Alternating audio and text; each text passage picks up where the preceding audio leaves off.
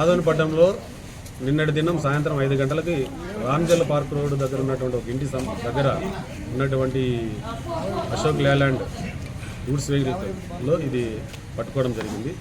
మొత్తం 4608 టెట్రా ప్యాకెట్లు 51 బాక్సుల్లో సీజ్ చేయడం జరిగింది. 90 ml 180 ml 2 క్వాంటిటీలు ఉన్నాయి. ఇవి 3 రకాల బ్రాండ్లు. ఇందులో 3 వ్యక్తులలో గాను 2 తప్పించుకున్నారు. ఒక వ్యక్తి ఆధీనంలోకి తీసుకున్నాము. ఈ వ్యక్తిని విచారణ చేస్తే కొన్ని విషయాలు కూడా బయటకు వచ్చినాయి. సయ్యద్ నూరిని అనే వ్యక్తిని పట్టుకోవడం జరిగింది. కేసు కూడా నమోదు చేసినాం. క్రైమ్ నెంబర్ 101/2024 కింద ఎక్సైజ్ యాక్ట్ కింద కేసు నమోదు చేయడం జరిగింది. మిగిలిన 2 ముద్దాయిలను కూడా త్వరలోనే పట్టుకుంటాం. ఆ 2 ముద్దాయిలు పట్టుకున్న తర్వాత మిగతా విషయాలు కూడా బయటకు వస్తాయి. దీని వాల్యూ 2,04,000 రూపాయలు మొత్తము. ఇది ఎక్కడి నుంచి, కర్ణాటక నుంచి ఎక్కడ ఎవరు అమ్మినారు, దాంట్లో వాళ్ళ హస్తంగా ఉంది.